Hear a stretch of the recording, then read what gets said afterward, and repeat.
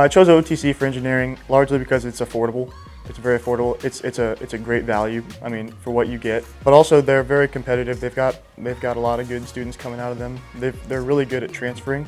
So like SMT and MSU both work really well with OTC.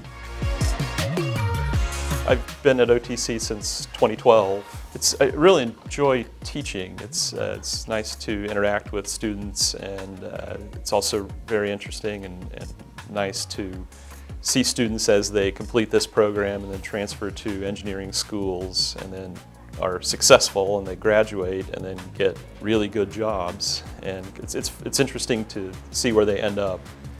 Going in, I had certain expectations.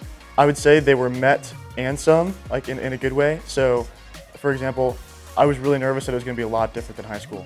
And OTC has kind of similar class sizes to where I went to high school, which is nice. I wasn't like in a huge room with a lot of students, it helped me be a little more comfortable. All the professors I've had have been great. They've been more than happy to help me. And like I said, with those smaller class sizes, it's a little more one-on-one. If you ask a question, it's a lot better than if you were like at a bigger university, I would think. OTC offers these programs, and the students have successfully transferred to engineering programs and have successfully completed engineering programs. Primarily, most students transfer to Missouri University of Science and Technology. However, we've had a student who transferred to MIT. We had a student who transferred to Georgia Tech. Those students all easily transfer to those other institutions and have all been successful.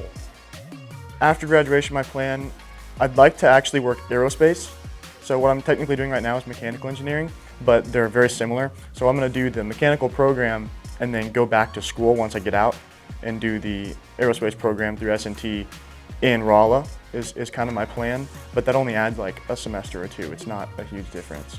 EAS and engineering degrees, as well as engineering in general, it's an incredible career path. There is a huge demand for engineers. I think in this age of the baby boomers retiring now, there are projected to be many positions in engineering open. Mechanical engineering, electrical engineering, and civil engineering are probably the broadest engineering degrees, and therefore you can work in a lot of different settings and a lot of different locations. The salaries are really, really high in comparison to other undergraduate degrees, so it's a really good career to enter.